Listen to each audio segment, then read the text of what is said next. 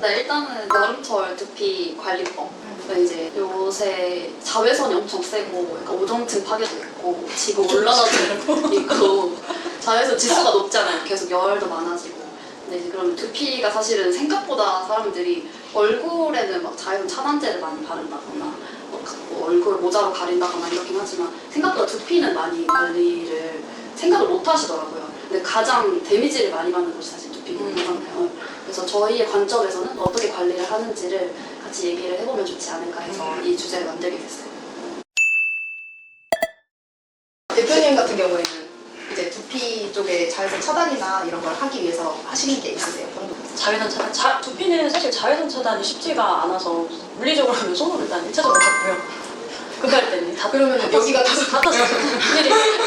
그리고 저는 이제 좀 작정하면 양산 가지고 다녀요. 예전에는 안 가지고 다니는데 이제 요즘 좀 바뀐 게 가방을 양산은 들어갈 정도 사이즈를 가지고 다녀요. 양산을 들고 다니기가 너무 맞아요. 힘들더라고요. 맞아요. 그래서 가방을 양산이 어느 정도 들어갈 만한 사이즈로 하고 그리고 저는 전체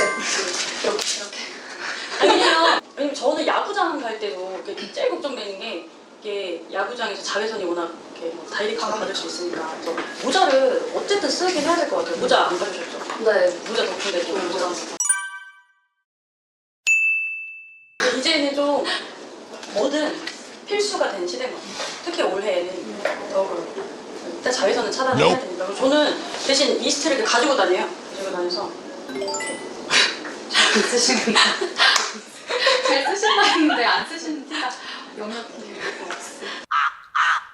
공병을 따로 구매하셔서 네. 자르고 네. 뒤쪽은 뿌리는 건가요? 뿌리는 오. 너무 좋네. 혹시 저희는 출시 안 하나요? 알았어, 사셔라.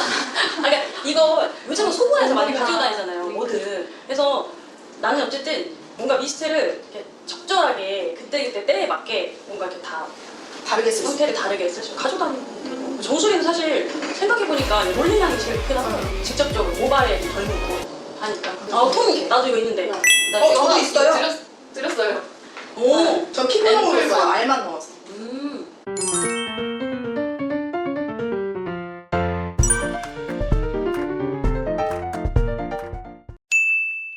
제가 그리고 그 양산 많이 쓰신다고 했잖아요. 오늘 출근할 때 양산 쓰신 분이 엄청 많았거든요. 그래서 놀래서 사진을 찍었어요. 제가 진짜? 앞에 이렇게 양산 쓰신 거 많이 보이시죠? 오. 엄청 많이 썼어요. 5분은 썼어요. 맞아. 보내드리는 근데 걸로. 요즘 그렇잖아. 예전에는 우산을 피면 비 오나 했는데 지금은 네. 놀라지 햇빛 않게 가리는. 항상 햇볕 가리려고 다 쓰시니까. 두피는 확실히 자외선에서 한번 영향을 받게 되면 복구가 안 되니까. 그래서 어쨌든 피부는 선크림이 가능한데 두피는 선크림을 바를 만한 게 별로 없어요. 그리고 모공 속으로 들어가면 탈모를 또 유발할 수 있고 트러블을 유발할 수 있으니까 함부로 선케어를 두피에 할 수가 없거든. 그러니까 1차적으로는 물리적으로 좀 차단해야 되고 아니면 미스트는 사실 여기에도 자외선에 보호되는 성분들이라든지 아니면 자외선에 손상이 돼도 다시 복구하는 성분들이 있으니까 외출 전후로는 꼭 뿌리는 게 생활화됐으면 좋겠어요. 저는 피부는 우리가 뭘 집어넣어도 사실은 이렇게 문제가 많이 안 돼요. 두피 같은 경우는 구조가 모발을 가지고 있기 때문에 그래서 함부로 선크림을 바를 수가 없는 게 두피거든요. 그러니까 두피에 뭔가를 할 때는 진짜 잘 생각하고 하게 됩니다. 그래서 사실 두피 제품 많이 안 나오잖아요. 두피는 선케어 제품도 잘 안 나오고 하는 게 굉장히 예민한 부분이라서 모발을 만들어내는 부분이라 문제가 생긴 모발이 안 나니까 주의를 좀 해야 돼요. 대표님은 그런 피부 제품은 따로 안 가져오셨어요? 저는 피부 제품도 가져왔어요. 진짜? 앰플선이에요. 아 싸네. 네. 그래서 저 같은 경우에 이번에 제주도 갔을 때 선크림을 그냥 안 쓰던 걸 가져갔는데 얼굴 피부가 완전 기름지고 그래서 이거를 따로 샀거든요. 근데 이게 이제 여름에는 엄청 크림이 무겁잖아요. 그래서 앰플 용도로 같이 쓰면 선크림 용도도 되는 거. 광고 아닙니다. 얼굴에 아, 얼굴에 하는 거. 입술에 하는 것도 가져왔어요. 자외선? 네. 자외선 차단을 확실하게 하는구나. 입술까지 해줄 수 있는 거. 이거는 근데 입술에 바르는 거라 자외선 차단 지수가 조금 낮아요. 근데 가볍게 이제 외출할 때 쓸 수 있는 광고 아닌 거. 가리고. 잘한다. 저는 대신 미스트를 근데 우리가 이제 이 업을 하니까 조금 우리가 놓치고 있는 것 중에 자외선은 활성산소를 진짜 많이 만들어요. 그래서 노화가 되는 거예요. 그러니까 제일 문제되는 게 자외선에 노출이 되면 활성산소 수치가 올라가는데 얘는 또 산화 스트레스를 만들지? 그러면 이제 얘가 문제되는 게 이제 사실 모발이든 두피든 자외선에 노출이 되는 순간 두피 트러블이라든지 아니면 탈모로 이어지는 것까지가 바로는 아니지만 건너가면 쉽게 갈 수 있으니까 그래서 사실 나도 이렇게 여기를 걸어가면서 하는 건데 사람들이 생각보다 그 자외선이 왜 문제인지 잘 모르더라고요. 맞아. 정작 선크림은 정말 잘 쓰는데 그래서 이번 올해는 나는 정말 꼭 생각을 해야 될 게 모발이 탈 수 있을 것 같아. 탄다라는 말이 무슨 말인지 알지? 자외선에 탈 수 있다. 그래서 모발 손상도가 자외선 때문에 너무 심해질 거라서 모발까지도 케어를 해야 되는 해가 되지 않을까. 올해부터 계속 쭉. 미스크는 모발에 뿌려도 되잖아요. 이게 모발 겸용이에요. 보호도 하고 아무리 보호를 해도 손상도가 아예 없을 수는 없으니까 문제된 건 좀 복구하고 이렇게 하면 되지 않을까. 그럼 꼭 사랑하는 사람한테 미스크를 선물하면 좋겠네요. 너무 좋죠. 뭐 한다? 사랑하는 사람. 우리 양산 안 가져왔네. 양산. 양산 저희 거. 이게 작년에 나온 저희 양산이잖아요. 그래서 차당 50. 오. 그럼 여름에는 약간 평소 다른 계절과 다르게 두피에서 나타나는 특징이 있어요. 두피랑 피부랑 다른 게 뭐예요? 땀색 모공이 엄청 큰. 크기. 일단 모발이 있고.